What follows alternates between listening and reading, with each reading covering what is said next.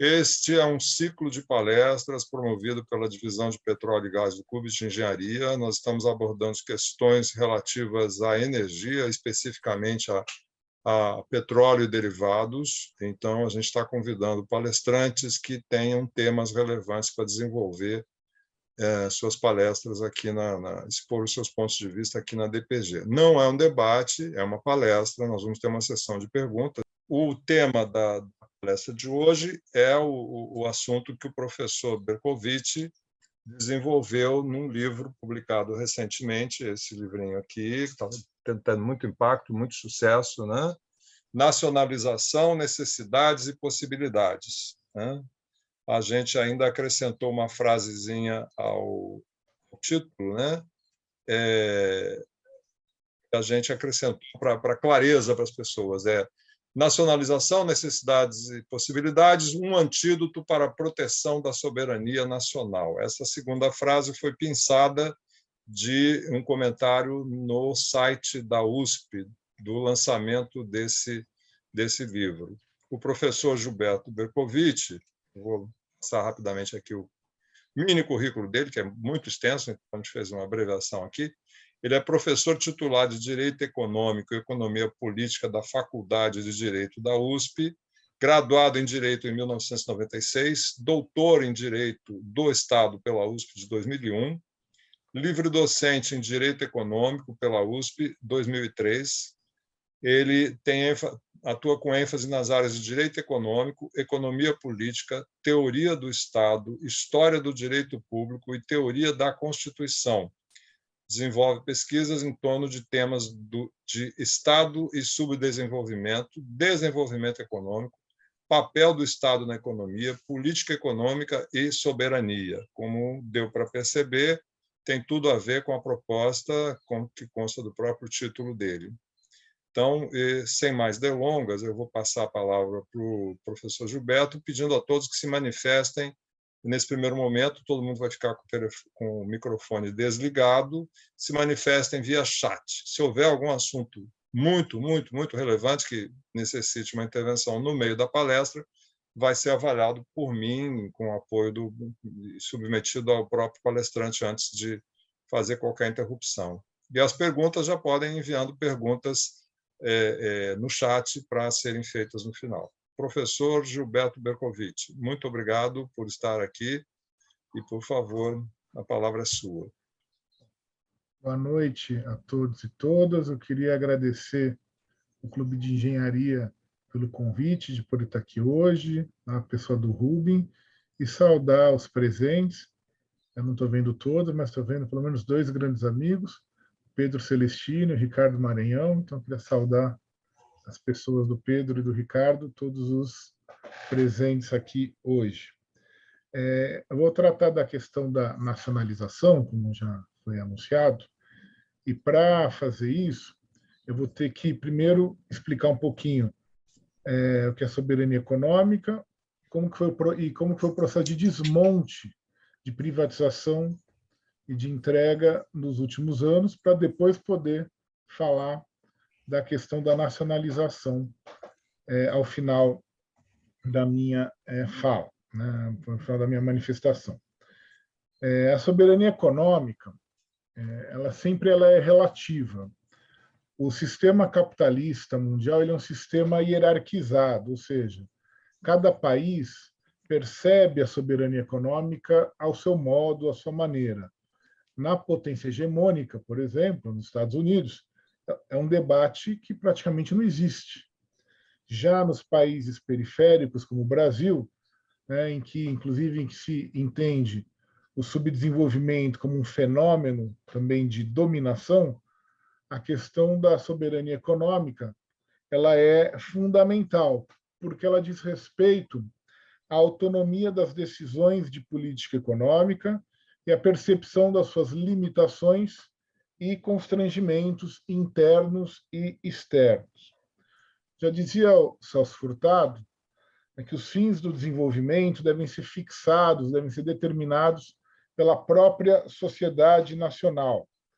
Mas, para isso, também é essencial a vontade política para poder orientar e favorecer as transformações econômicas e sociais necessárias para que possa ocorrer um processo de desenvolvimento.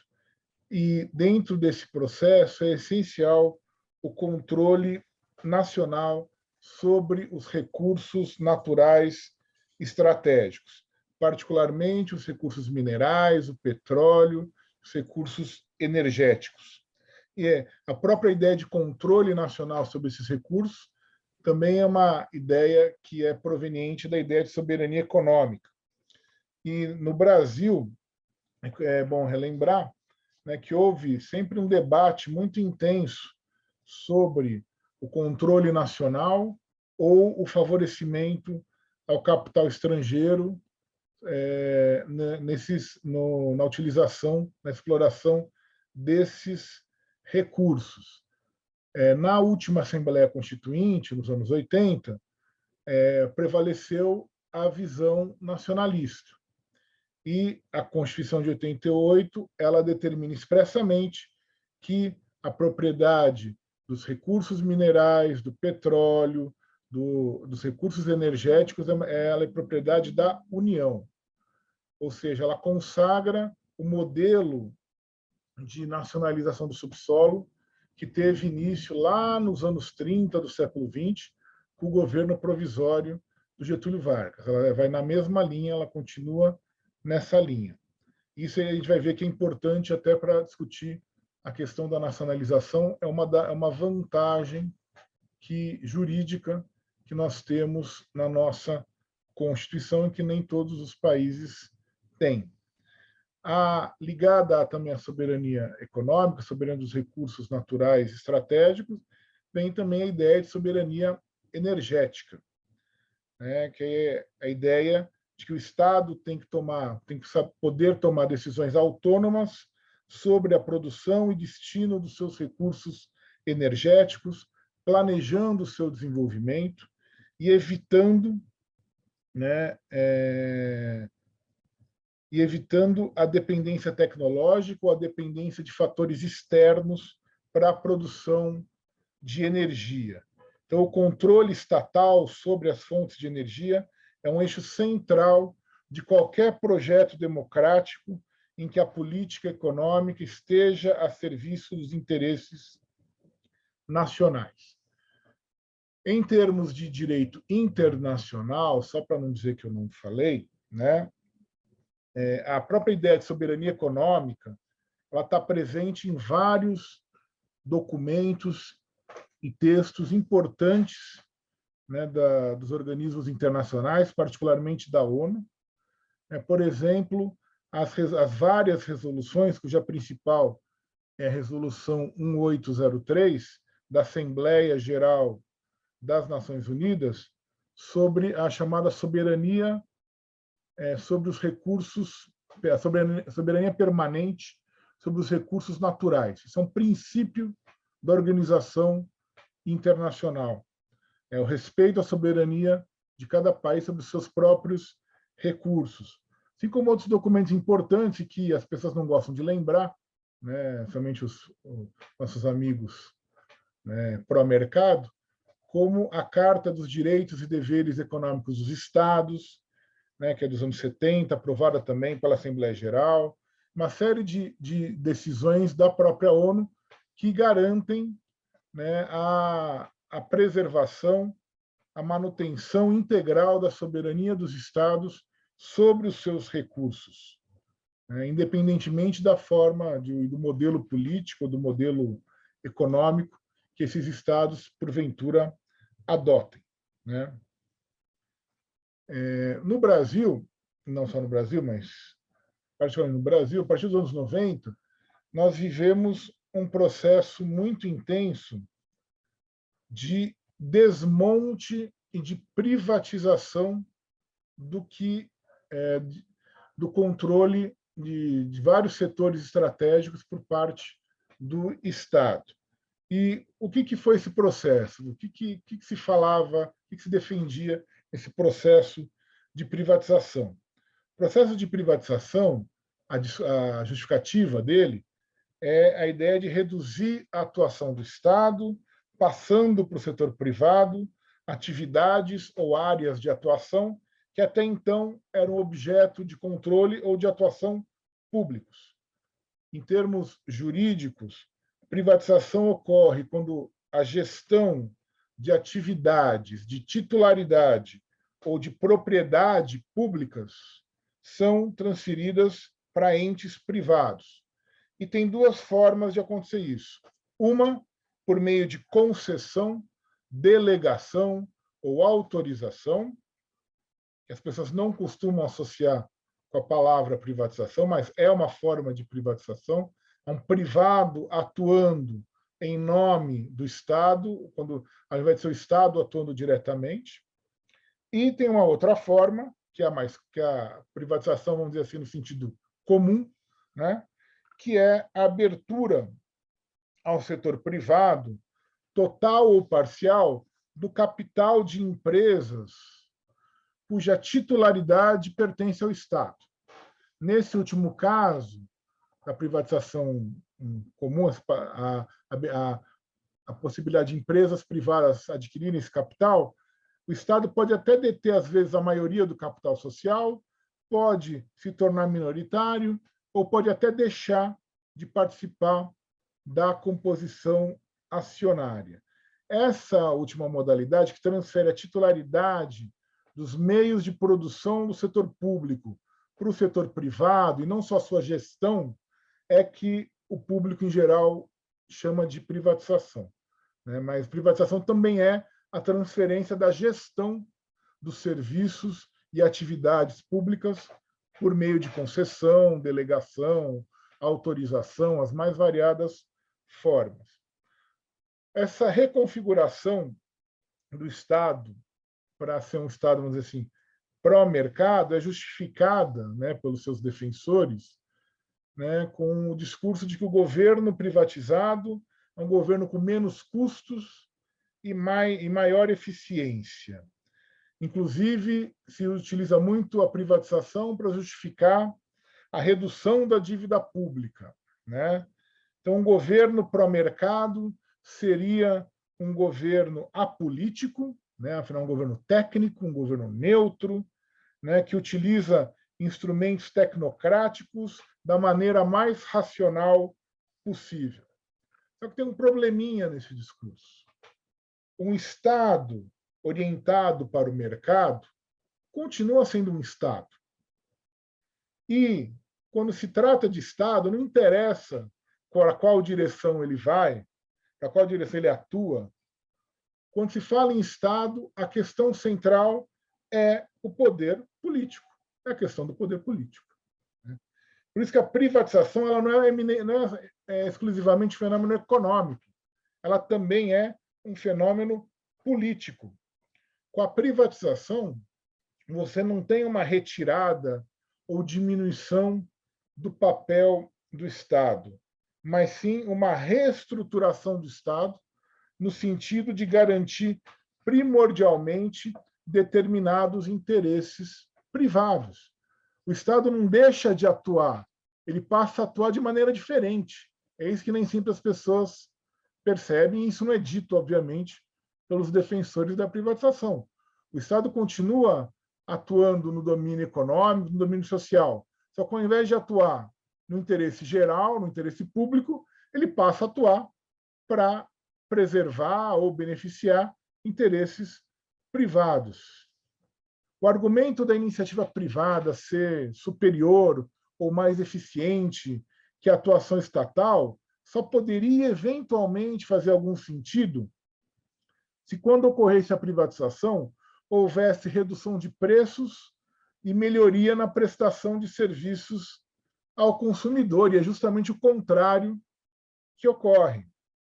Em geral, nas privatizações não há nenhuma forma de desconcentração do poder econômico ou de promoção da concorrência, mas a substituição de monopólios públicos por monopólios privados.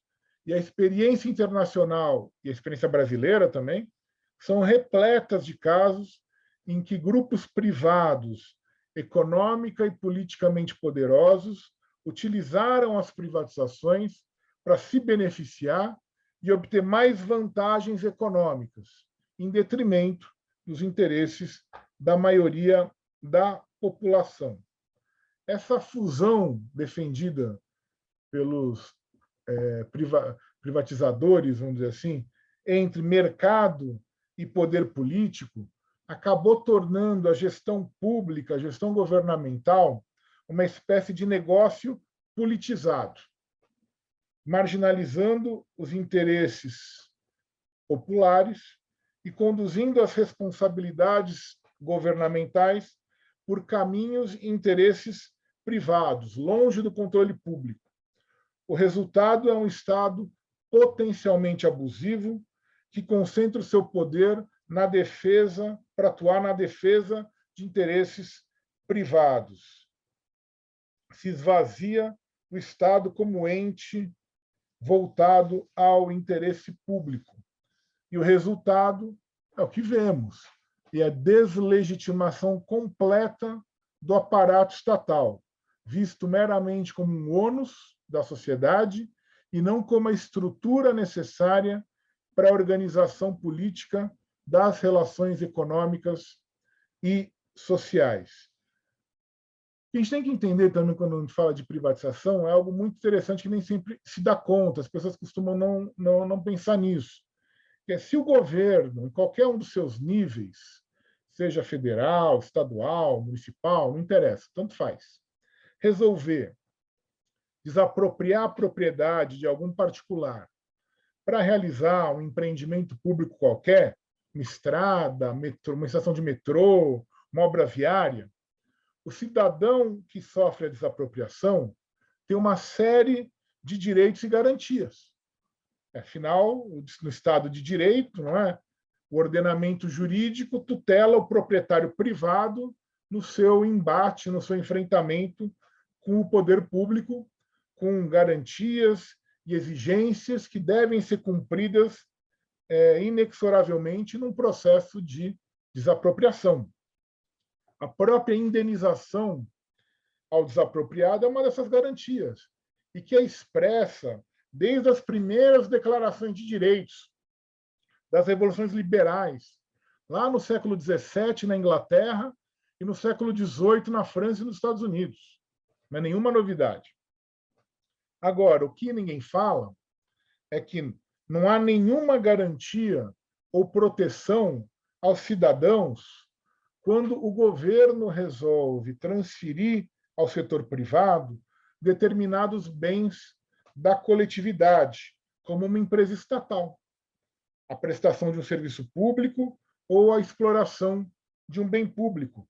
Pelo contrário, a privatização é considerada uma opção absolutamente livre e legítima para os governos adotarem sem qualquer tipo de contestação. A expropriação de bens privados é quase um tabu, não se pode falar nela. A grande mídia exalta os privatizadores e condena veementemente aqueles que ousam estatizar, nacionalizar ou recuperar bens públicos transferidos inadequadamente para o setor privado. Aqueles que privatizam são os bons governantes, os governantes racionais, né, os governantes que devem ser aplaudidos. Os outros são populistas, bolivarianos, comunistas ou qualquer outra forma de depreciação que a mídia invente. Agora, o que ninguém diz é que, ao privatizar uma empresa estatal ou qualquer parcela do patrimônio público, o governo, o que ele está fazendo? Ele está expropriando a população de bens públicos que são seus, da sua titularidade. Simples assim. Na privatização, o governo age do mesmo modo que na expropriação privada. Da mesma forma que ele desapropria uma propriedade privada, na privatização, o governo aliena a propriedade pública. O problema é que o proprietário privado pode contestar e tem garantias. O povo não. Todo processo de privatização é uma expropriação de bens que deveriam integrar permanentemente o patrimônio público de todos os cidadãos. e é decidida por uma autoridade política que exerce o poder temporariamente. No processo de privatização, o governo não vende o que é dele. Na privatização, o governo vende aquilo que pertence a todos nós e não nos consulta sobre isso. Tem um exemplo que eu gosto de dar, que quem, na verdade, elaborou foi um jurista italiano, também falando dessa questão dos bens públicos, dos bens comuns, que é o Ugo Mattei, e ele fala o seguinte, que é uma metáfora muito ilustrativa. Ele diz o seguinte: autorizar que um governo venda livremente os bens de todos para fazer frente às suas necessidades contingentes e conjunturais de política econômica ou fiscal é tão irresponsável quanto consentir no plano familiar que o zelador do prédio venda os bens de maior valor da casa, como a prataria, o carro, os eletrodomésticos, para suprir suas necessidades particulares, como viajar nas férias ou pagar uma dívida. É a mesma coisa, né? O governo ele é um administrador fiduciário, ou seja, ele atua apenas sob mandato. Ele não pode dispor dos bens públicos ao seu bel prazer. O governo não é o proprietário das empresas estatais, ele é o seu gestor. Eles não gostam tanto de falar em gestão, choque de gestão, mas não sabem o que é gerir. O governo é apenas gestor. O governo ele não é o proprietário das empresas estatais ou do patrimônio público. E os bens públicos, como todos sabemos, eles não são facilmente recuperáveis. São investimentos de imensas quantias, aplicados de forma planejada, no longo prazo, com sacrifício de milhões, que não pode ser dissipado, sem mais nem menos, para cobrir um déficit conjuntural ou fazer o sistema financeiro ficar feliz, ou a bolsa subir, o dólar cair num dia, depois vai cair ou subir no dia seguinte, né? No Brasil, esse processo foi muito violento nos anos 90 e retorna de maneira pior depois de 2016.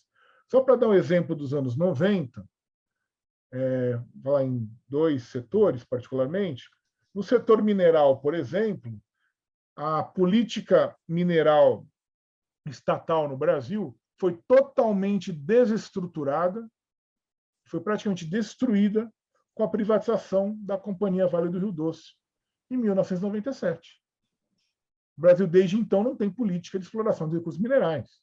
Ela simplesmente entregou para a iniciativa privada o mapa geológico do país, a iniciativa de atuação nesse setor, e o governo virou um mero carimbador de projetos. E sequer fiscaliza a atividade, o que, aliás, não precisa de muito exemplo, basta ver os acidentes de Mariana e Brumadinho para a gente saber o que é exploração mineral sem nenhum tipo de consideração sobre a segurança ambiental, sobre o modelo que se pretende explorar, simplesmente buscando garantir a remuneração dos acionistas da empresa.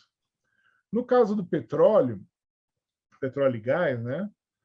Embora o seu Fernando Henrique não tenha se comprometido, teve que assinar, inclusive, um papel, né, que não iria privatizar a Petrobras, o que ele fez? Com a aprovação da lei do petróleo, que é a Lei 9478 de 97, ele fez uma privatização parcial da empresa. Ele vendeu boa parte das ações que a União detinha. A União tinha até então 82% do capital da Petrobras, e ele diminuiu essa participação para 51%, que era o limite mínimo que a lei determinava. E vendeu onde? A boa parte na Bolsa de Nova York, né?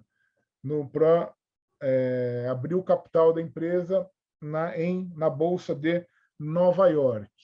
À época, ninguém percebeu as consequências disso.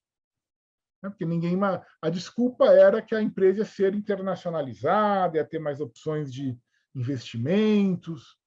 Só depois, quando ocorreu todo o desastre da Lava Jato, que nós entendemos o que aconteceu.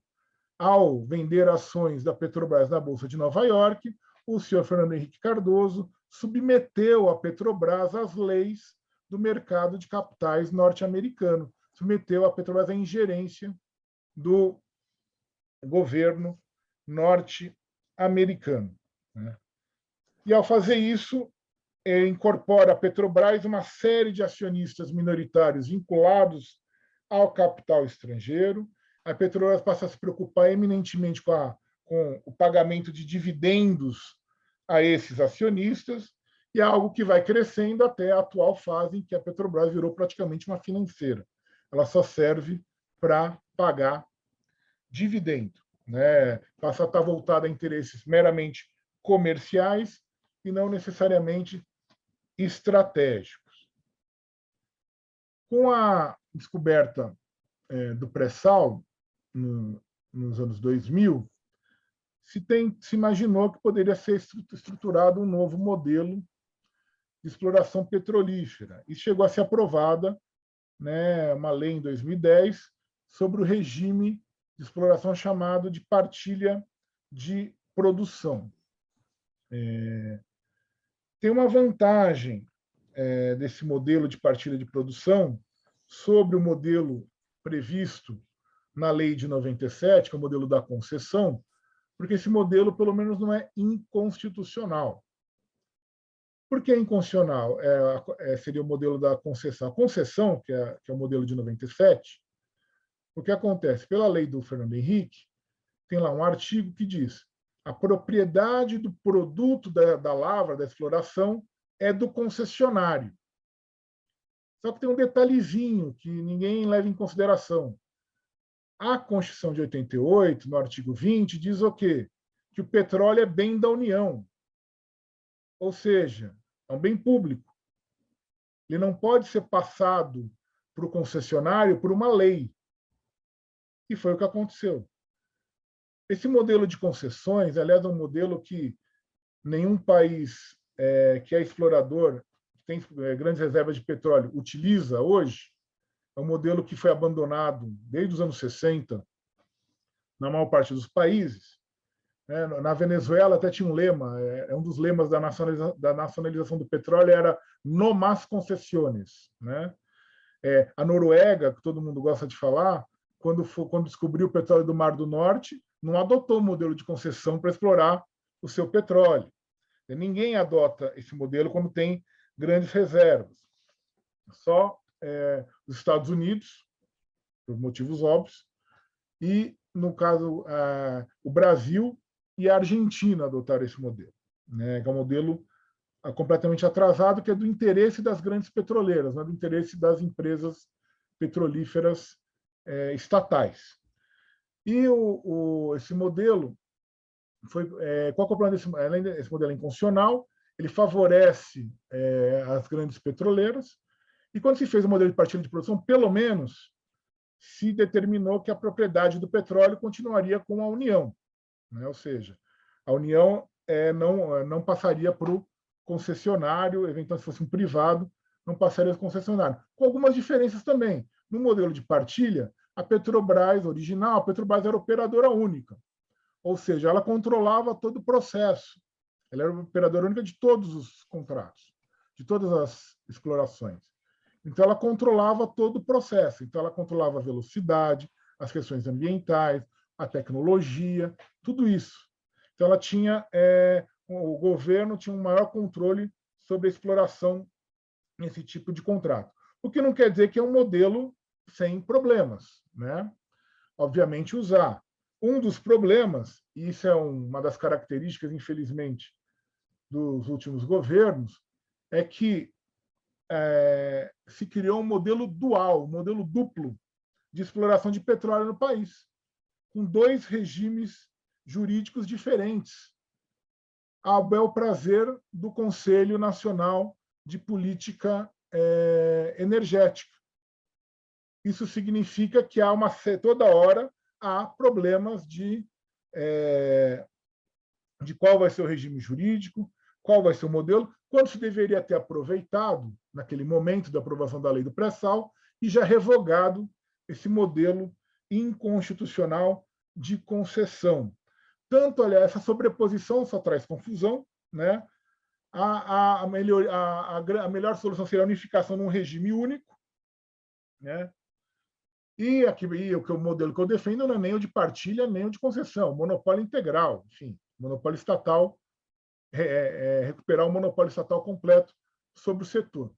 Mas a questão toda o modelo de concessão ele beneficia tanto as empresas petrolíferas internacionais, que todos sabemos das inúmeras pressões, desde 2010, que o país vem sofrendo para modificar sua legislação de petróleo e revogar o modelo de partilha para a volta exclusiva do modelo de concessão. Inclusive, o senador José Serra, quando candidato a presidente, em 2010, chegou a prometer isso, né? Segundo o vazamento lá do Wikileaks, né? Chegou a prometer isso na embaixada americana, ele faria essa revogação. A partir de 2016, o que acontece no Brasil é uma ampliação de uma maneira, acho que nunca vista, uma velocidade na destruição e no desmonte do Estado e do patrimônio público.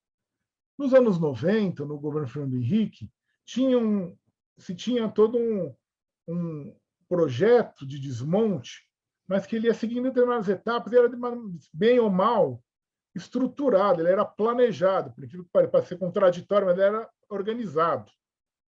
A partir de 2016, deixou de ser organizado no sentido de seguir etapas e passou a ser uma série de medidas ao todo tempo, cada hora uma, sem nenhum tipo de racionalidade aparente, né, de desmonte total do que sobrou no controle público no país. Uma política extremamente rápida e agressiva. Eu gosto de fazer usar também uma metáfora. Nos anos 90, nós estávamos tentando nos recolonizar por meio da Companhia das Índias.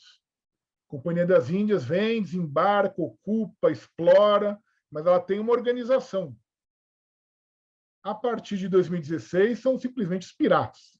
Os piratas chegaram aí, querem de qualquer jeito butim, não interessa como, não interessa de que jeito, eles vêm simplesmente pelo butim, fazem de qualquer jeito. E aí uma série de medidas. A retirada da Petrobras como operadora única do pré-sal em 2016, em novembro de 2016, o que desestruturou completamente o modelo de partilha de produção, ele perdeu sentido, inclusive. Se a Petrobras não controla, ele perdeu sentido. Os ativos, a venda de ativos, né, da Petrobras sem licitação, descumprindo a própria legislação de privatizações que existe no Brasil, né, o Plano Nacional de Desestatização, que é de 97, uma lei do Fernando Henrique, ele exige licitação, procedimento de concorrência pública, que não foi feita nenhuma dessas vendas de ativos. E mais, um detalhe que as pessoas não lembram, ele retirou do processo de privatização, formalmente, o Banco do Brasil, a Caixa Econômica e as atividades do Estado, sobre as atividades em que o Estado atue, determinadas pelo artigo 177 da Constituição. O que é o artigo 177 da Constituição? É o petróleo. Ou seja, não se pode privatizar nada relativo ao que o Estado atue no setor de petróleo. Não se pode vender. E isso foi ignorado solenemente, a lei, ora a lei, não é? De uma maneira rápida e agressiva, de maneira que nunca foi vista antes. E todos nós sabemos que a Petrobras não tem que vender nenhum ativo para reduzir, com a desculpa do seu endividamento, né? Ela não tem que vender nenhum dos seus ativos para reduzir o seu endividamento. Pelo contrário, à medida em que ela vende ativos, ela reduz a sua capacidade de pagamento no médio prazo, desestrutura a sua cadeia produtiva, e aí ela prejudica a geração futura de caixa, e assume riscos empresariais desnecessários. Esse plano de negócio da Petrobras vem sendo repetido desde 2015, né?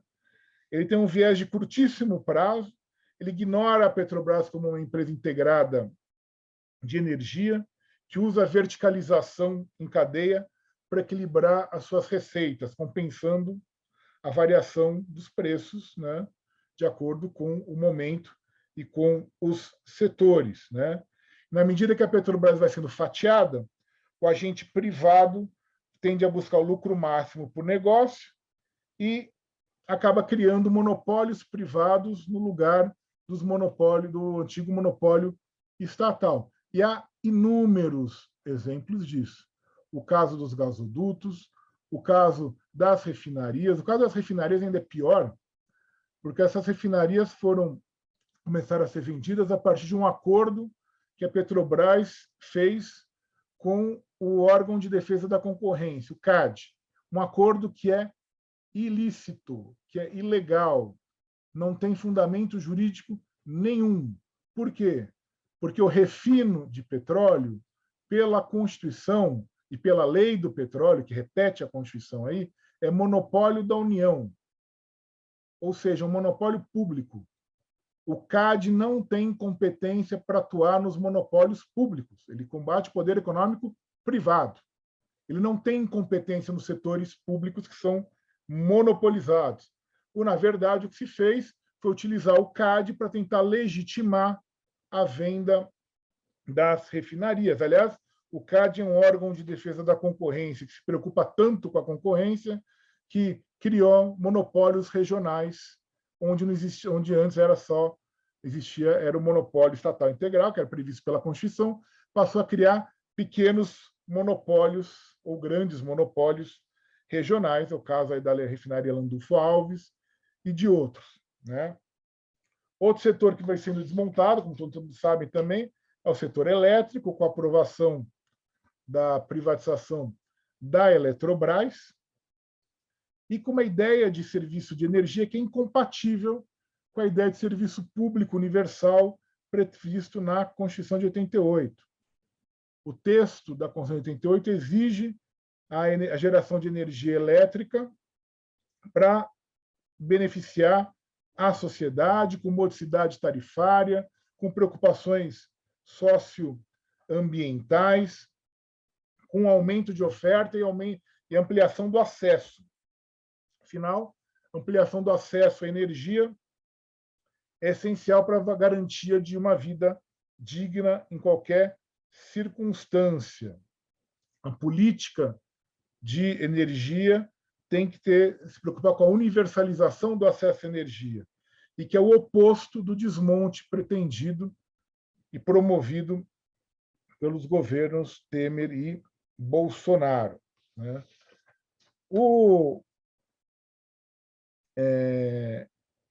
Não bastasse ainda um detalhe desse processo todo que a gente está passando nos últimos anos, essa ausência de licitação, a violação da lei da privatização, todas as violações ao ordenamento, a venda dos ativos da Petrobras ainda tem um outro detalhe. Ela vem ocorrendo a preços abaixo do preço de mercado.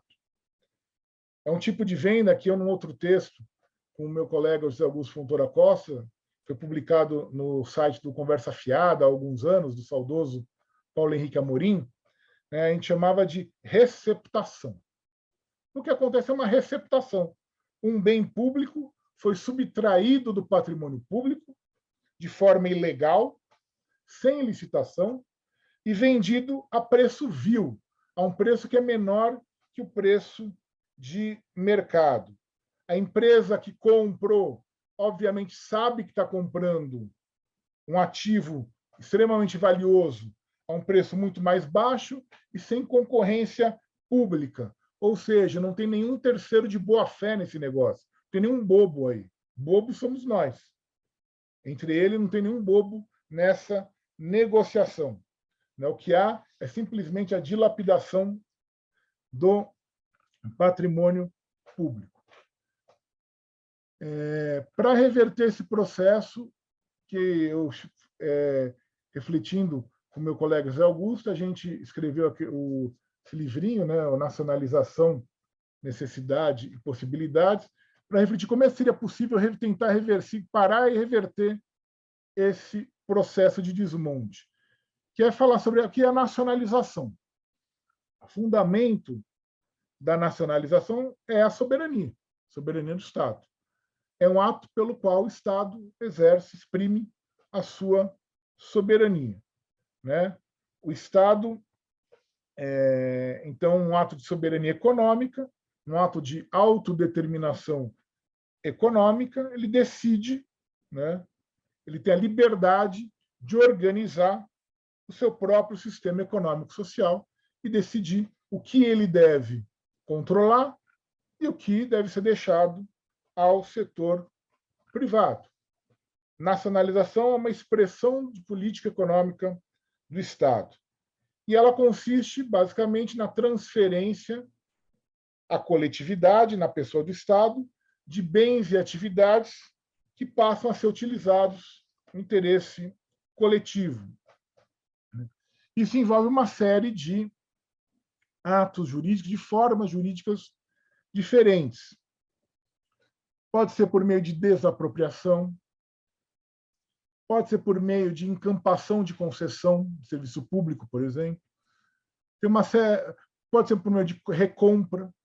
Há uma série de formas em que isso é possível, todas previstas na nossa legislação há décadas. Isso não é nenhuma novidade, né? Mas a noção básica, né, da nacionalização, no fundo, é essa retomada ou aquisição, mas geralmente é retomada de direitos ou de propriedade de bens que eram privados e passam a volta ao controle do Estado. Mas também tem uma outra forma de nacionalização que é um pouco diversa disso, que é interessante para reflexão. Por exemplo, quando se transforma uma determinada atividade em serviço público, o que acontece com essa atividade? Ela passa a ser de titularidade do Estado, de responsabilidade do Estado, e ele pode prestá-la diretamente ou por meio de concessão. Até aí tudo bem. Só que, a partir do momento que é serviço público, quem controla a atividade é o Estado. E ele determina como ela deve ser prestada. Então, por exemplo, no caso da educação, um exemplo fácil, que é um serviço público. A educação é livre, a iniciativa privada é, só que não de qualquer jeito, não de qualquer forma. As entidades privadas ou religiosas que prestam serviços educacionais não têm a mesma liberdade de fazer o que bem entenderem que tinham antes da educação ser entendida como um serviço público. Ou a saúde, por exemplo, os exemplos fáceis, né? Isso é importante para a gente entender, tentar sair do discursinho maniqueísta sobre nacionalização, né? Porque quando o combate à nacionalização vem geralmente na defesa radical da propriedade privada. Só que se esquece que a propriedade ela é algo funcional. Ela tem uma função. Ela não é natural. Quem estrutura, quem organiza o regime da propriedade é o Estado. É o Estado que diz o que é propriedade e como ela vai ser garantida ou não, e para o que ela vai ser garantida ou não, né? A configuração da propriedade, portanto, é fruto de arranjos históricos específicos. Quando ocorre, eventualmente, uma nacionalização e se afasta a propriedade privada para se instaurar o controle estatal, não é nada de estranho ao direito. Não tem nada de radical ou algo sem precedentes. Pelo contrário, isso acontece diuturnamente há séculos. Isso faz sentido tanto para a propriedade da terra, quanto a de bens imóveis, como a qualquer forma que tenha o nome de propriedade. Propriedade pode ser limitada, pode ser ampliada, pode ser protegida, pode ser desapropriada. Isso em qualquer regime jurídico, né? Em alguns países, esse é o caso do Brasil, isso é uma vantagem que o Brasil tem, os recursos naturais já estão, em muitos casos, sob domínio estatal, nem que seja formal. Formalmente, são bens públicos e se transferem para outros titulares mediante exploração, enfim, produção, concessão. Mas a nacionalização aí não recai sobre a propriedade, mas sim sobre as autorizações, permissões ou concessões, porque a propriedade já é pública, né? O Estado já é o titular daqueles recursos. Então, por exemplo, uma eventual restatização da Companhia Vale do Rio Doce não implica em afetar a propriedade, porque a propriedade dos recursos minerais já é da União. Implica em afetar a concessão, ou seja, a autorização que a União deu para a exploração daqueles recursos para a empresa Vale do Rio Doce, que vai passar a ser para uma empresa, enfim, estatal, que seja. É a mesma coisa no caso da Petrobras, da venda dos ativos da Petrobras, ou de campos de exploração de petróleo. O petróleo é da União. Então, a União não está expropriando o petróleo do coitadinho do concessionário, da pobre Shell, da pobre Chevron, da pobre Equinor. Mas sim o que ela está interferindo você não tem mais a autorização de atuar nesse setor. Quem vai explorar diretamente o bem que é meu sou eu, não mais você. Então, isso tem que ficar claro, que não é uma violação, nesse caso, da propriedade, isso é uma vantagem do nosso regime jurídico constitucional. Aliás, graças a Getúlio Vargas, que nacionalizou os recursos minerais e petrolíferos nos anos 30. E isso foi mantido em todas as constituições que vieram depois. Então, a nacionalização ela não é algo excepcional no mundo jurídico. Pelo contrário, ela é algo corriqueiro, é um exercício da soberania estatal. A sua construção normativa depende da extensão que vai se querer dar aos direitos do setor privado e aos direitos do setor público, né? Quanto se quer que tenha de Estado, quanto se quer que tenha de iniciativa privada, né? Obviamente, nem todo o texto prevê expressamente a possibilidade de nacionalizar um determinado setor ou atividade econômica. A maior parte das constituições prevê, né? Prevê a ideia de função social da propriedade, prevê as competências para o Estado poder atuar e exercer atividades econômicas, né? Mas, independentemente de previsão ou não, isso decorre da própria soberania estatal, né? Quando uma Constituição diz quais são os bens e atividades que pertencem ao Estado, ela é um ato de nacionalização também.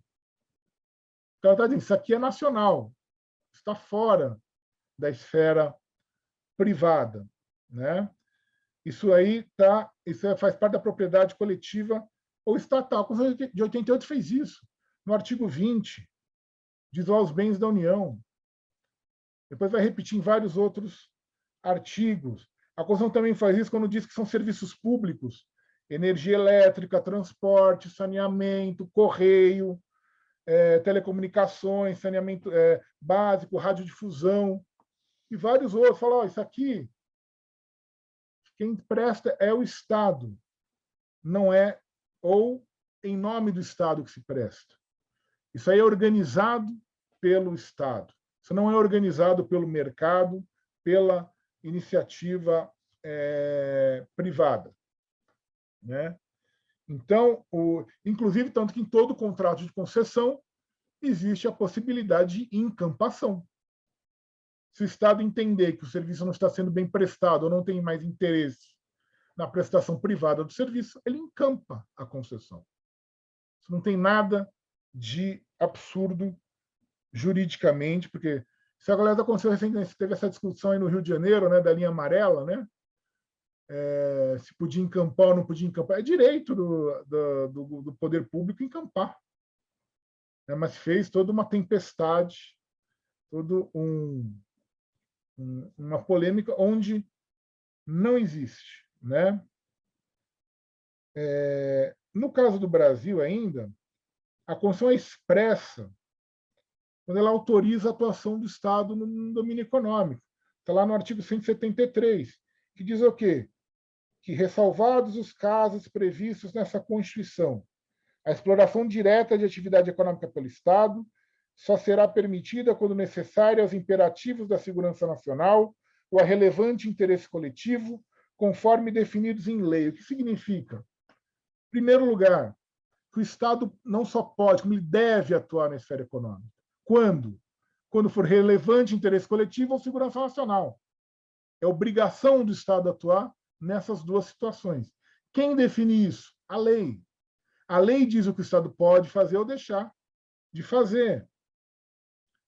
Há algum setor, algum tipo de atividade que o Estado não pode prestar? Não. O Estado pode prestar qualquer atividade, pode atuar em qualquer setor, desde que a lei autorize.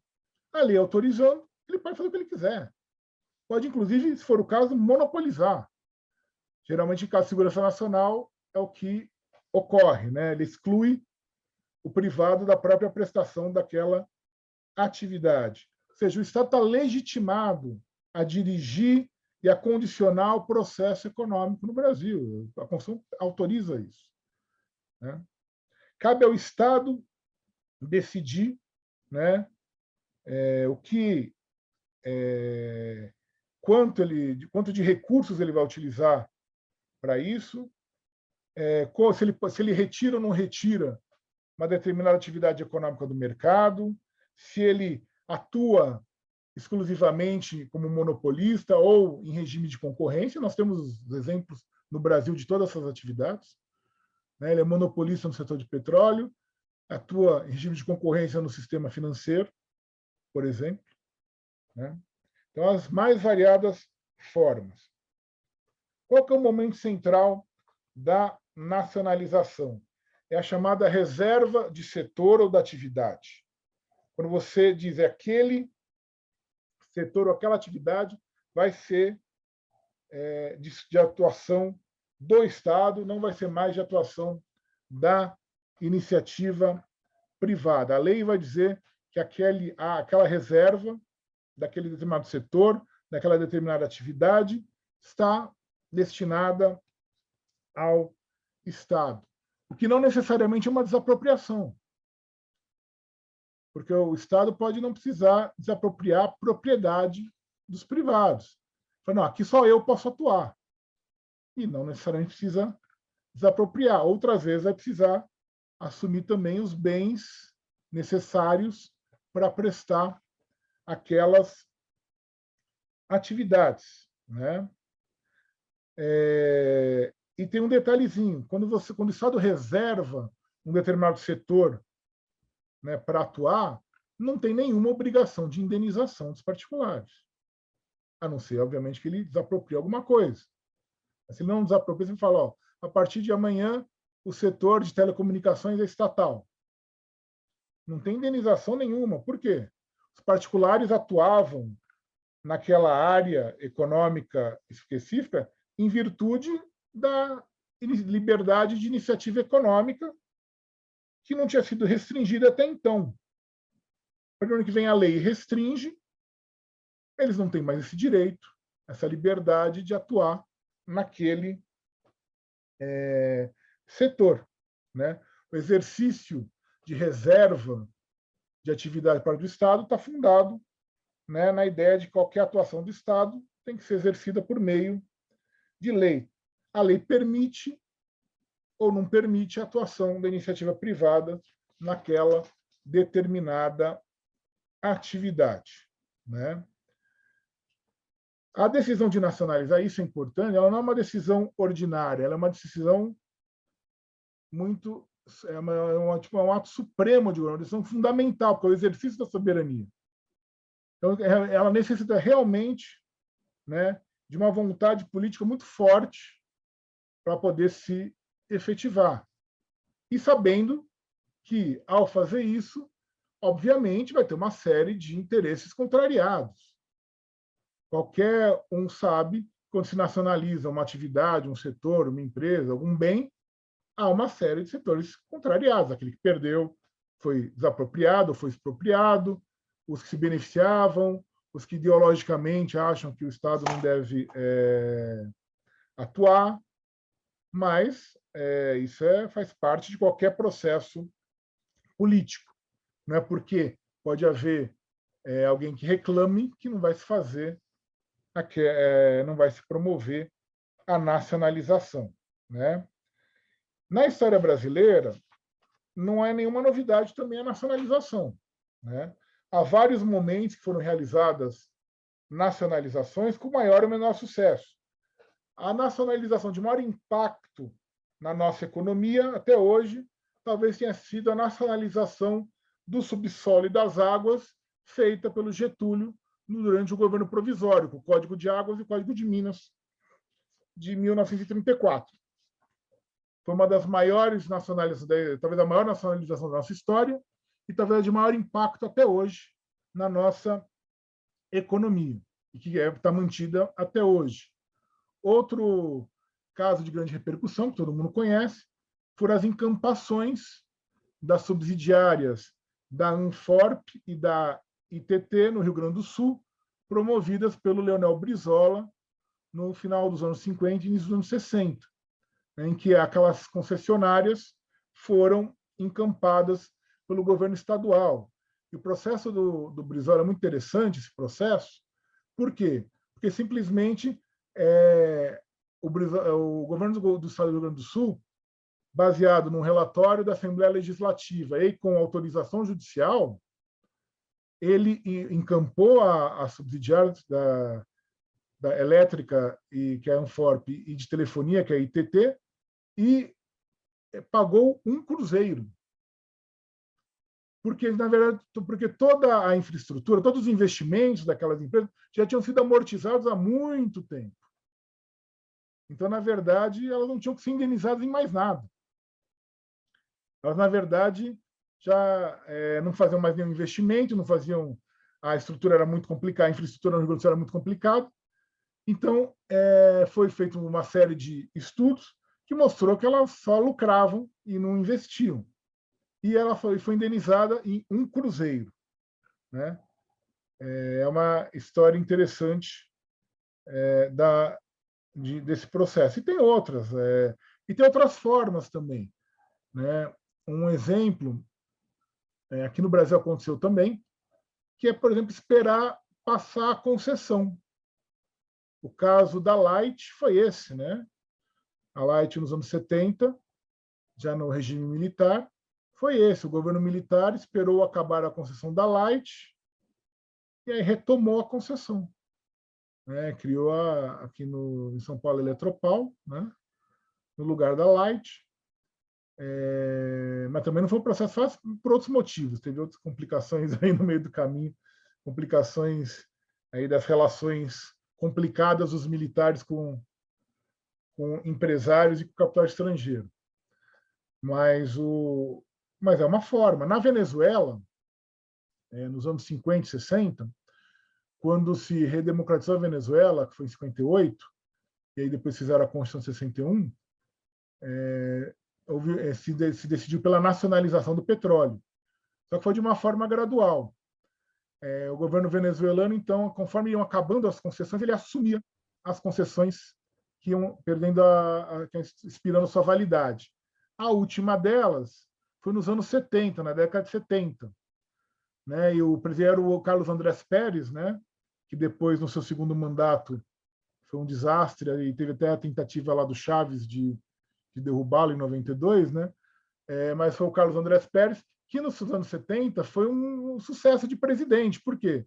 Porque foi bem na crise do petróleo, o petróleo estava muito valorizado, a Venezuela completou a nacionalização, e ela estava nadando em dinheiro, então ele tinha dinheiro para torrar ali à vontade na Venezuela, por isso que ele era visto como um presidente bem sucedido, mas foi justamente porque foi a última concessão que expirou e eles assumiram o controle. E, na verdade, não se pagou nada. Enfim, não teve indenização nenhuma. Acabou a concessão, o prazo, retomaram as concessões. Então, há várias formas. O importante qual é? Não há nenhum empecilho jurídico no direito brasileiro ou no direito internacional. O Brasil tem uma vantagem, inclusive, o Brasil nunca assinou tratado de proteção de investimento estrangeiro, embora tenham tentado empurrar algumas vezes, que aí traz algumas obrigações bem complicadas. O Brasil nunca assinou isso. O Itamaraty sempre se posicionou contrariamente a esse tipo de acordo, com razão, né? Então, não há nenhum obstáculo no direito brasileiro ou no direito internacional aplicável ao Brasil à realização de qualquer nacionalização ou reestatização. Pelo contrário, a Constituição de 88 exige que o Estado atue diretamente em uma série de setores econômicos e sociais e vai atuar mais ou menos a depender das exigências constitucionais ou da decisão legislativa. E é um exemplo. A Argentina tem uma Constituição que é liberal. É uma Constituição do século XIX. É a Constituição de 1853. Ela não fala nada sobre o papel do Estado na economia, o que o Estado pode fazer ou deixar de fazer. Com uma Constituição dessas, a Argentina restatizou a YPF, a Yacimientos Petrolíferos Fiscales, que é a empresa petroleira estatal argentina, criada em 22, foi privatizada em 99 pelo Menem, ela restatizou em maio de 2012 a YPF. Se uma Constituição liberal como a Argentina não tem nada contra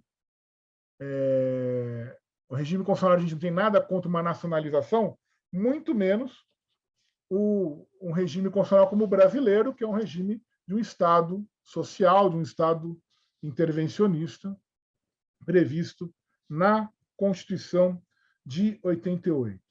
O projeto nacional soberano ele implica na concepção de um conjunto de políticas nacionais coerentes, capazes de construir um sistema produtivo e industrial integrado, relativamente autônomo, e de estruturar uma agricultura forte, fundada no acesso à terra e voltada para o atendimento das necessidades da sociedade nacional. O objetivo é garantir o progresso social e da democracia econômica.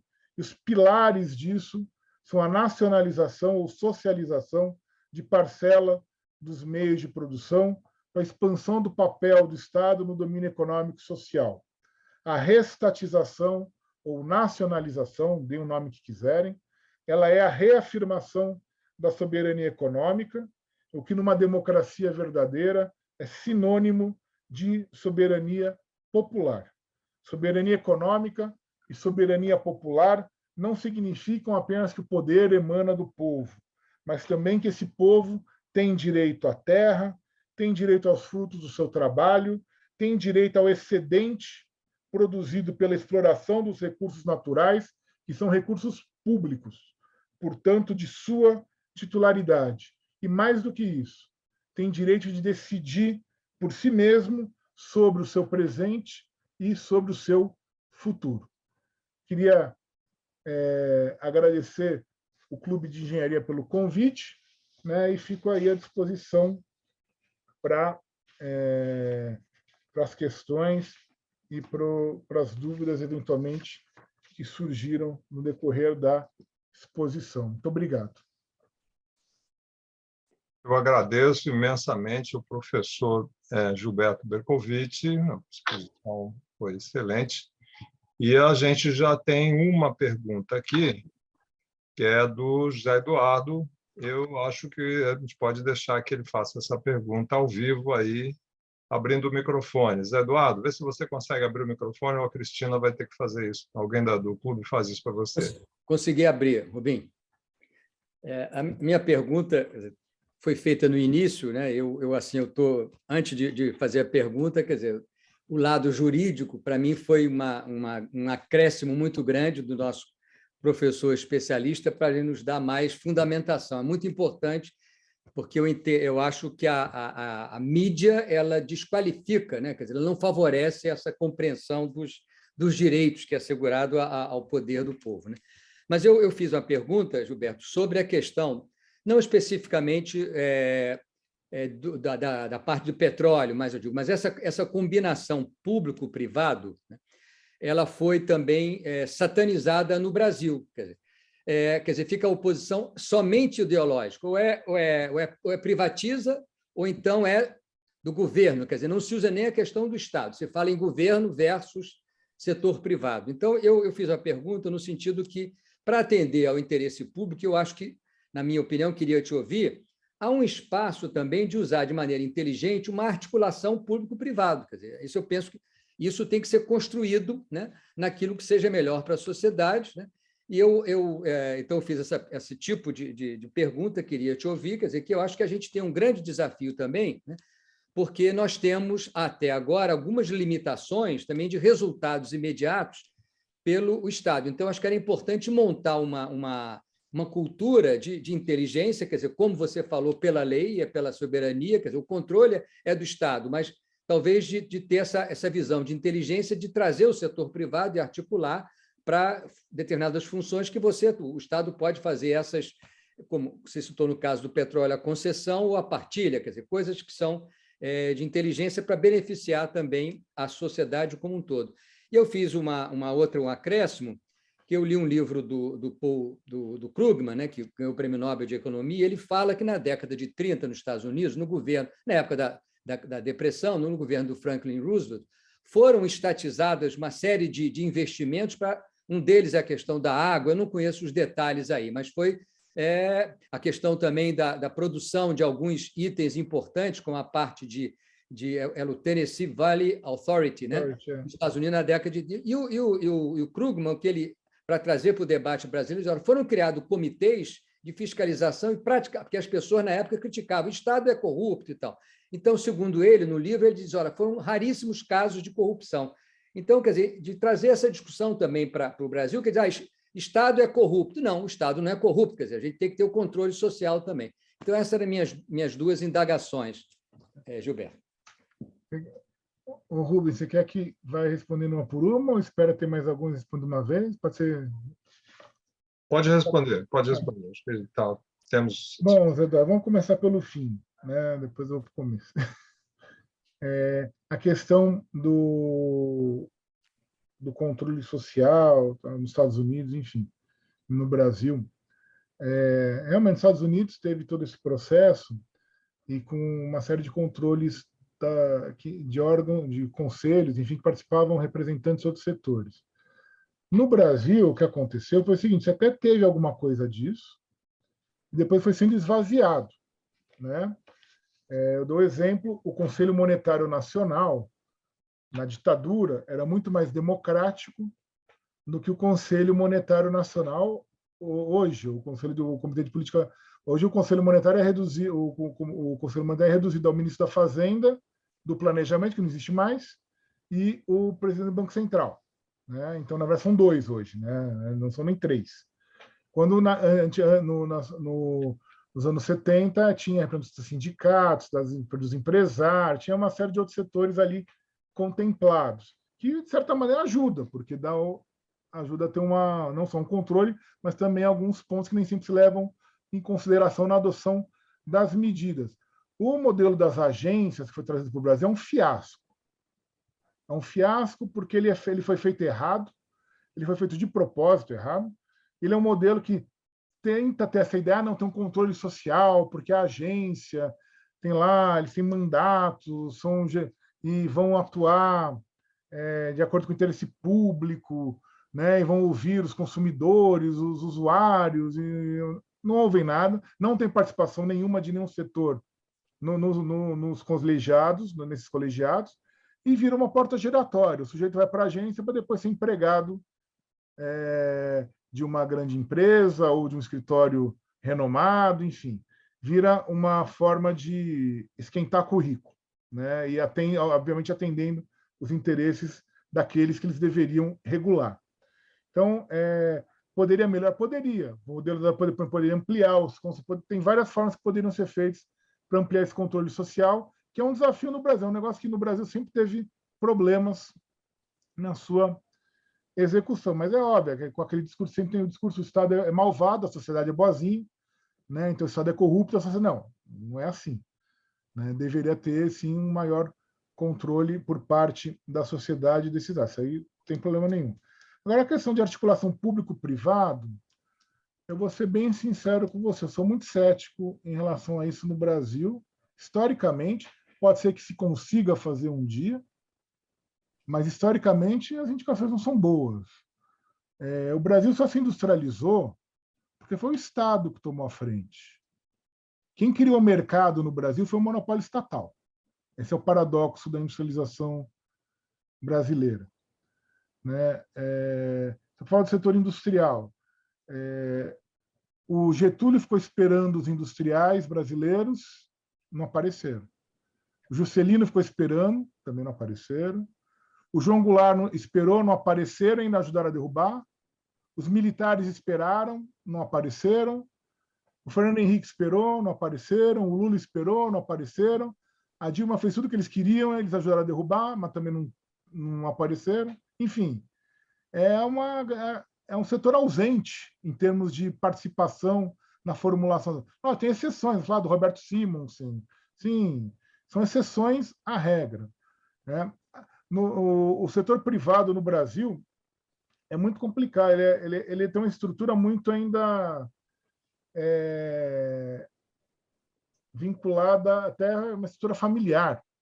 Na estrutura das empresas, é uma estrutura familiar, em boa parte. Aliás, não por acaso, essas empresas não têm capital em bolsa. As grandes empresas brasileiras não têm capital na bolsa. A Globo não tem capital na bolsa. A Globo fala que a bolsa é uma maravilha, mas não tem ações em bolsa.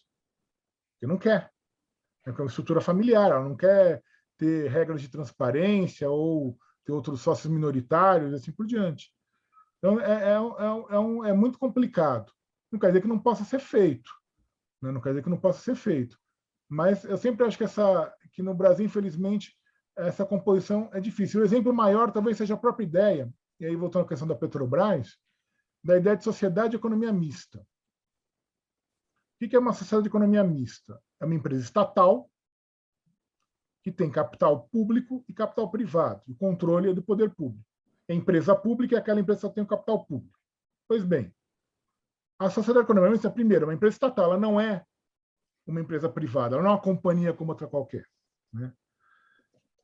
E esse modelo foi implantado no Brasil nos anos 40, 50, até porque a sociedade de economia mista no Brasil ela era, na verdade, na prática, uma empresa pública. Por quê? Primeiro que a União tinha mais de 80% ou 90% do capital. E os 20% ou 10% restantes, quem eram os sócios privados, entre aspas, da Petrobras? A Vale do Rio Doce, o BNDES, a CFN, o Banco do Brasil, as outras empresas estatais, que têm natureza jurídica de direito privado, então são privados ainda, mas não são, na verdade. As pessoas não entendem. Natureza jurídica de direito privado, uma empresa estatal, é um mero expediente técnico. Mas ela não é privada, ela é pública. Ela é um órgão do Estado. Pois bem, até aí, isso não tinha problema. Começa a ter problema quando, nos anos 70, no governo Geisel, se cria o mercado de capitais no Brasil. E, lógico, nenhuma empresa brasileira quer abrir ações na Bolsa. Então, o que o governo Geisel vai fazer? Vai obrigar a sociedade de economia mista a abrirem capital em Bolsa. Até aí, tá. Aliás, é como a gente brincou antes de começar o programa, né? A Bolsa de São Paulo, até hoje, vive das ações de uma empresa estatal, chamada Petrobras S.A. É a principal ação negociada até hoje na Bolsa. Se fechar o capital da Petrobras, a Bolsa de Valores de São Paulo fecha. Né? O que acontece? Até aí você começa a ter alguns problemas, mas não muitos. Quando vende, começa a abrir capital nos Estados Unidos, em outros, na Bolsa de Nova York, começa a criar essas disputas de acionistas minoritários com o governo gestor. E aí você começa a dizer o quê? Aí essa economia não funciona. Por quê? Porque virou um modelo em que o interesse público é um, o interesse privado é outro completamente diferente. Qual é o interesse privado numa economia mista? Ganhar dividendo. Não é atuação conjunta. O sujeito não compra ação da Petrobras porque ele quer ajudar a atuar no setor de petróleo. Ele compra porque ele quer ganhar dividendo. Então, enquanto tiver essa lógica, é muito difícil esse tipo de associação. Não quer dizer que ela seja impossível, obviamente, né? Ela deve ser estimulada em vários setores, não tem problema nenhum. Mas, infelizmente, a lógica que domina em boa parte do setor privado, que é do lucro rápido e fácil, prejudica essa possibilidade. Mas, enfim... Temos mais 4 perguntas, professor? Você prefere as 4 de uma vez? Fazer e aí já respondo, fica mais fácil. Oi? Faz as 4 de uma vez, aí eu respondo. Vamos lá, pela sequência aqui, apurada pelo clube, Rodrigo Martins primeiro, depois Ricardo Maranhão. Rodrigo, fala aí a tua pergunta e vamos fazer as 4 perguntas e o professor responde em bloco. Opa, tudo bom? Primeiro, agradecer ao professor Gilberto Bercovitch por ter participado com a gente, que trouxe 2 livros que são muito interessantes, que é Utopias para a Reconstrução do Brasil e esse último de nacionalização. A minha pergunta é bem simples, com relação à Eletrobras, em que pé que ela está, e ouvimos notícias sobre o TCU com relação à privatização e tudo mais, se ainda é possível a reversão nesse momento. É basicamente isso. Segunda pergunta para o Ricardo Maranhão. Na realidade, é um comentário e uma sugestão. Primeiro, corroborando o que disse o eminente professor Gilberto Bercovitch sobre a falta de apetite, a inapetência do empresariado brasileiro, ressaltando que até no turismo, que é um setor hoje, ninguém discute que não é um setor próprio para o Estado, até no turismo o Estado foi pioneiro do Brasil. Os grandes hotéis de turismo, o Tambaú, na Paraíba, o Grande Hotel de Araxá, foram construídos pelo Estado de Pernambuco, pelo Estado de Minas Gerais, por Benedito Valadares, enfim, até lá, sem falar na siderurgia com a Companhia Siderúrgica Nacional, com a Companhia Nacional de Álcool. Então, o Estado teve um papel fundamental decorrente da omissão do empresariado brasileiro. Ou seja, as atividades econômicas ou eram iniciadas pelo Estado ou eram controladas pelo capital estrangeiro, a Société Anonyme de Gás, aqui no Rio de Janeiro, a Light, a Anforp, no Rio Grande do Sul. Então, isso aí é uma coisa pacífica, corroborando o que disse o professor Bercovitch, a inapetência do empresariado brasileiro e o papel pioneiro do Estado no processo de industrialização, no processo econômico no Brasil. Terceira pergunta. A segunda não é a sugestão, né? É preciso divulgar amplamente um estudo do International Institute, que é uma instituição na Europa, mostrando que nos últimos 20 anos houve nada menos de centenas de reestatizações, de retomadas de serviços, então, privados, através de concessões, de autorizações, e que essas centenas está num estudo disponível, que eu posso passar isso para o Clube de Engenharia, mostrando que houve centenas de reestatizações e de retomada de atividades privadas, e que a explicação disso, fundamentalmente, aumento de tarifas, precarização dos trabalhos dos trabalhadores, aumento de tarifas e falta de investimentos prometidos pelas concessionárias ou pelos grupos privados. Em algumas circunstâncias, verdadeiras guerras, como no caso da guerra da água na Bolívia, um processo de concessão perverso. Os bolivianos eram impedidos até de furar poços artesianos, tinham que comprar água por tarifas absurdas, um serviço precário em Cochabamba. Então, isso tem que ser divulgado, porque hoje nós estamos na contramão, hoje se vende a ideia de que a privatização é o paraíso e a ação do Estado é o desastre. Não estou aqui para negar que há realmente interferências políticas absurdas no processo das empresas estatais, mas elas têm que ser efetivamente colocadas sob controle público, mas não demonizadas. Eu acho que é importante divulgar isso. Vou mandar um artigo que escrevi.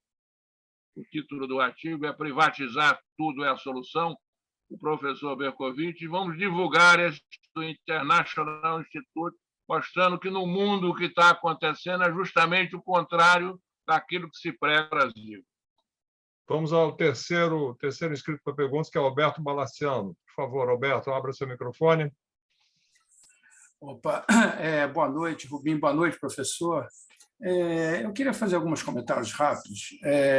Acho o seguinte, inclusive a gente teve agora, recentemente, nesse mesmo espaço, a palestra do Paulo César, que também foi da Petrobras durante muito tempo, que ele colocou uma indagação muito importante para todos nós. Pô, quer dizer, o que está acontecendo hoje com a Petrobras é um escândalo, entendeu? Ela vender os dutos e depois alugar, ela vender refinaria para importar, tudo isso é um escândalo tão grande. E por que não existe essa mobilização? Entendeu? Acho que tem que se conhecer um pouco melhor o histórico, né? Eu acho que existe muita desinformação também. Na realidade, essa questão do PPI, isso veio do Bendini. Isso não começou no Temer, isso veio do Bendini. Quer dizer, esse processo aí que está acontecendo, né, hoje na Petrobras vem de 2012, 2013, no governo Dilma, entendeu? Então, a gente tem que entender, e parece que existe um certo milindre em falar dessas coisas, né, de toda essa utilização da Petrobras. Quer dizer, inclusive, o leilão de Libra foi outro escândalo, né? Então, por que, se a gente tem esse escândalo todo, por que não é falado isso, né? Parece que não existe hoje aqui no país, né, pessoas de brio, né, para defender o nosso território, entendeu? Isso realmente é um escândalo muito grande, entendeu? E só para fechar, acho que essa questão aí da questão de empresário, empresa privada, é evidente, se o Estado não investe, a gente não vai querer que o empresário... Isso é uma falácia, né, do neoliberalismo, achar que o privado vai investir. É evidente que não vai investir, entendeu? Se o Estado não investe, hoje o Estado não investe, entendeu? Como o Estado não investe, o privado está jogando na Bolsa de Valores, está aplicando o dinheiro dele no mercado financeiro, e aí realmente o problema é que o Estado hoje ele não está fazendo o investimento que tem que fazer, entendeu? Acho que essas questões todas aí a gente tem que estar entendendo melhor, até para a gente poder fazer um debate, para finalizar mesmo, eu acho o seguinte: a Petrobras, a Vale do Rio Doce, as estatais, elas só vão ser realmente revertidas esse processo se a gente fizer uma campanha de muita mobilização, né? Com os partidos políticos, os movimentos sociais, entendeu? Não vai ser, né, meia dúzia que vai conseguir reverter essa questão, entendeu? Então, isso aqui eu queria colocar aí. Eu achei realmente brilhante a palestra do professor, tá? Mas acho que a gente tem que investir muito aí nesse caminho. Tá? Muito obrigado.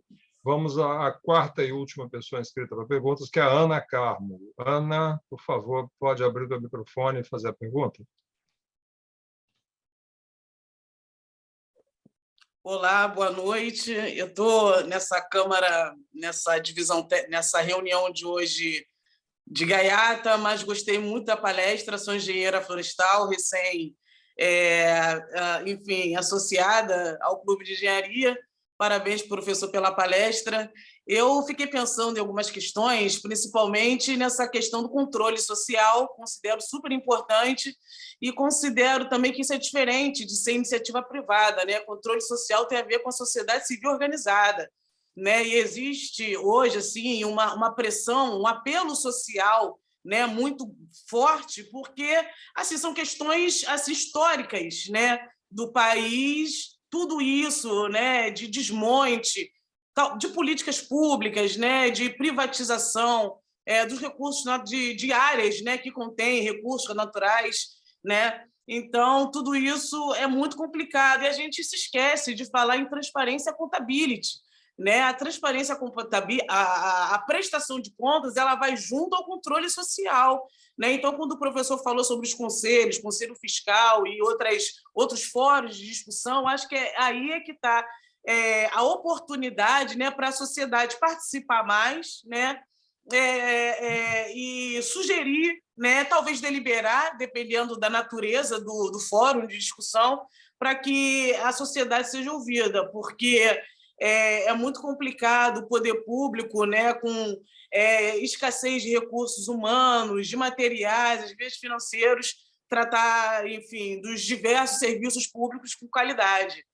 Eu sou gestora, né, de unidade de conservação da natureza. Então, quando você falou em meio ambiente, eu pensei como se fosse algo que começasse nas unidades de conservação da natureza enquanto patrimônio para conservação e proteção e preservação máxima da biodiversidade. Aí você tem uma categoria específica de unidade de conservação de uso sustentável, que são as reservas extrativistas. Não sei se você ouviu falar, né, que fala da conservação do patrimônio natural, né, vamos dizer assim, em concomitância, né, com os modos, né, de vida das populações tradicionais. Aí eu não sei se, até não sei, né, pode ser que exista áreas e propriedades públicas, bens de posse e domínios públicos, de posse e domínio públicos, né, mas voltados a, vamos dizer assim, a exploração, né, de algum tipo de recurso natural. Enfim, como se fosse um organograma, enfim, a gestão pública, né, para a prestação de serviços públicos, aí sendo, onde assim, eu não sei, né, mas talvez um organograma, né, da nacionalização, mas considerando a sociedade civil organizada, associações de tudo, né, moradores, comerciantes, restaurantes, e é isso. Obrigada aí pela possibilidade de fala. Apareceu aqui um pedido do Pedro Celestino para se manifestar. Vamos abrir uma exceção aqui para ele. Ex-presidente do clube, ele merece aqui todo o nosso apoio aqui. Pedro. Boa noite a todos vocês. A brilhante, como sempre, exposição do Gilberto. Eu quero chamar a atenção para o seguinte: nós somos aqui 20 e poucos. Nós só vamos virar esse jogo do desmonte do país se houver mobilização. Não adianta termos a compreensão do que fazer, da destruição promovida, como bem disse o Balaciano, pelo menos desde a gestão Bendini. Nós temos o dever de mobilizar. Esse ano é um ano político, eleitoral, nós temos que colocar essa questão da recuperação do controle soberano sobre os nossos recursos minerais, especialmente na área de óleo e gás e na Vale do Rio Doce. Temos que colocar isso como tema importante para ser levantado pela sociedade brasileira. Esse é o papel do Clube de Engenharia e a intervenção do professor Bercovitch nos instrui, nos alimenta para que possamos levar essa tarefa a cabo. Muito obrigado. Professor Bercovitch, a palavra é sua para a gente encerrar agora. Estamos dentro do horário ainda. Bom, o Rodrigo perguntou sobre a questão da Eletrobras. Eu não tenho acompanhado de perto a questão da Eletrobras, eu tenho só pelas notícias. Houve, desde que foi aprovada a lei que autoriza a privatização da Petrobras, uma série de medidas para tentar segurar, né, a privatização, porque, afinal, esse ano é um ano eleitoral, então, se eles não conseguirem vender até a metade do ano, provavelmente não conseguem mais vender este ano. E aí, a depender de quem for eleito nas eleições, no ano que vem a história poderia mudar de figura, né?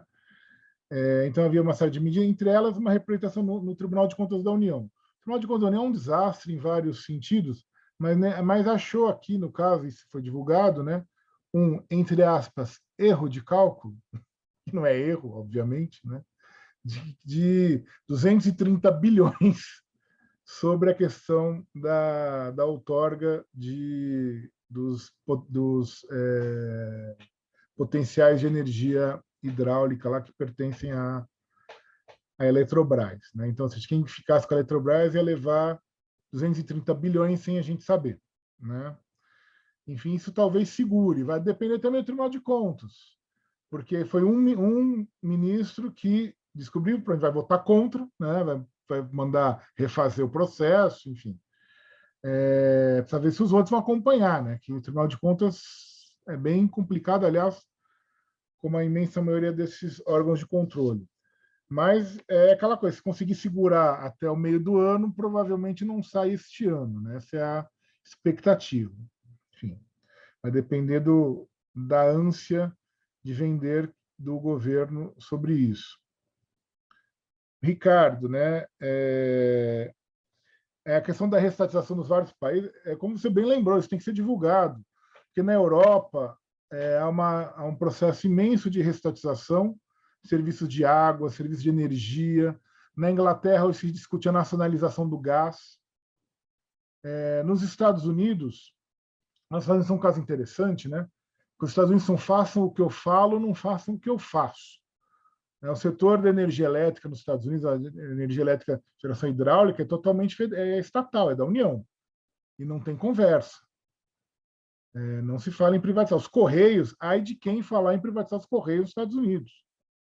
É serviço público federal. Fora os controles sobre capital estrangeiro que eles têm. Há um caso que não sei se vocês vão se recordar, de poucos anos atrás, que foi esse fundo que comprou aí a refinaria Landulfo Alves, dos Emirados Árabes, eles queriam comprar a Companhia Docas de Nova York. E acho que foi o Obama vetou. Falou, não, vocês não vão comprar. Não, as docas de Nova York não vão ficar na mão de uma empresa estrangeira. Simples assim, de um fundo estrangeiro. Como a Alemanha da Merkel aprovou recentemente uma legislação de proteção do capital alemão.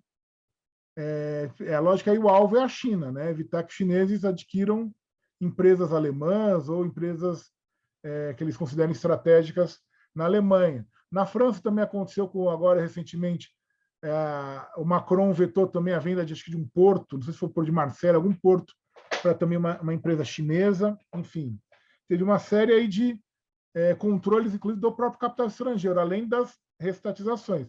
Fora na América Latina, teve na Bolívia, como o Ricardo lembrou, na Argentina, da IPF, agora depois também o setor elétrico na Argentina, no México está se restatizando o setor elétrico, né? Então, há uma série no Chile talvez aconteça também restatizações agora com a Assembleia, depois da Assembleia Constituinte. Enfim, só o Brasil está na contramão. Para variar, o Brasil na contramão desse movimento, né? A Ana Carmen falou da questão do controle social, que é importante, a exploração de áreas para o modelo da reserva extrativista é interessante, sim.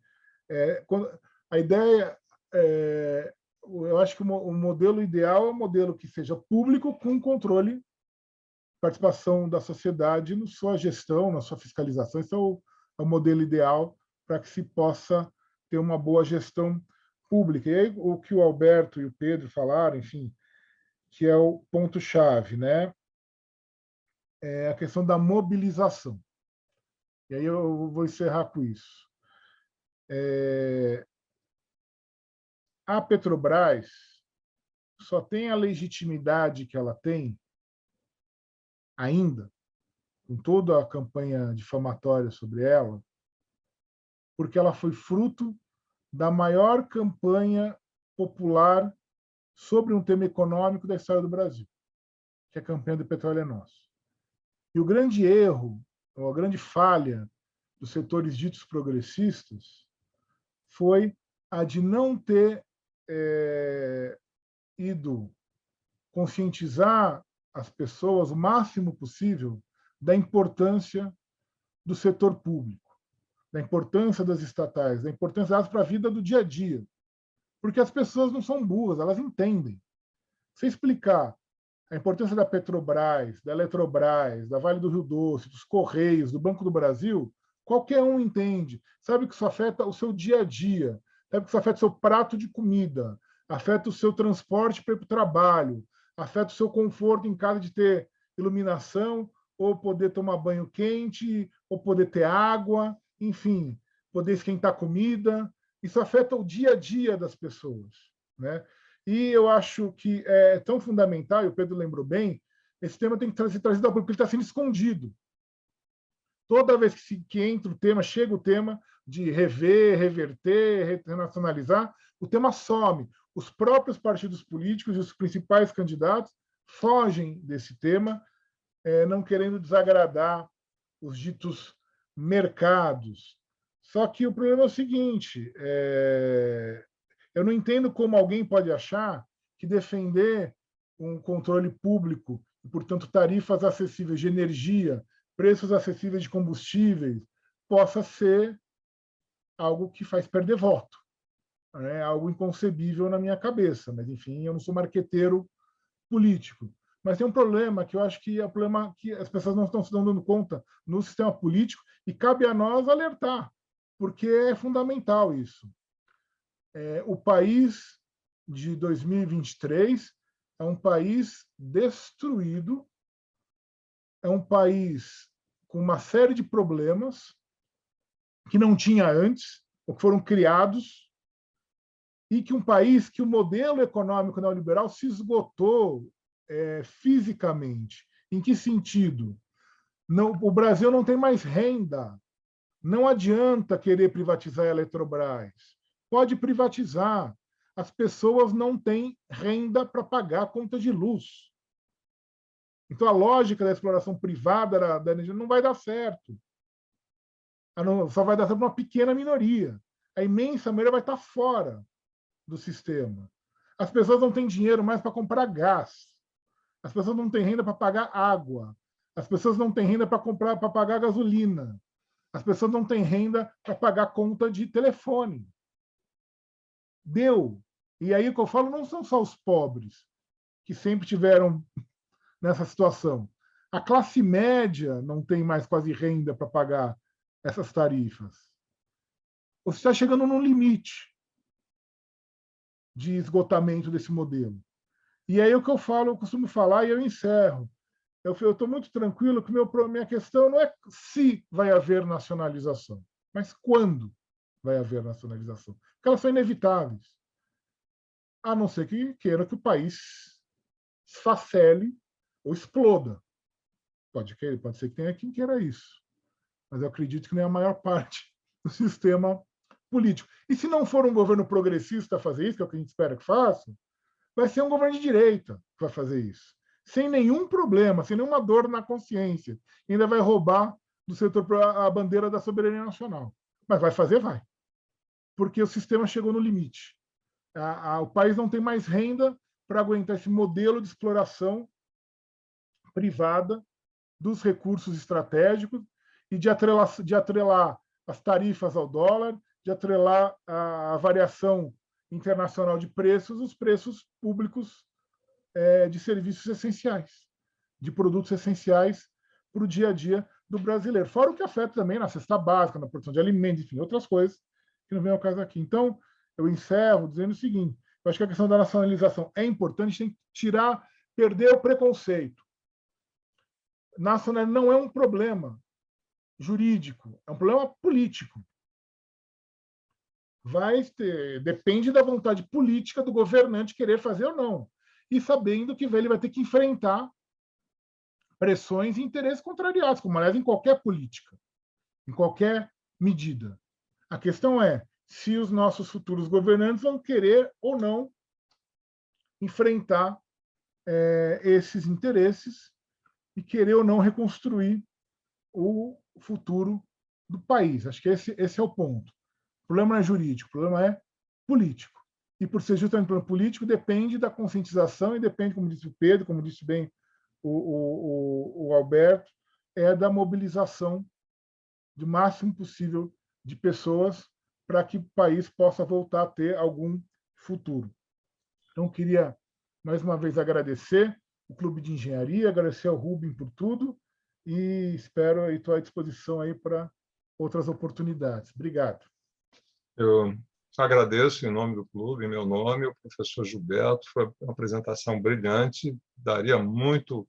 A gente ainda poderia continuar discutindo isso muito, mas a gente vai respeitar aqui. Nós estamos dentro do horário, aproximadamente, né? Dentro do horário que nós combinamos.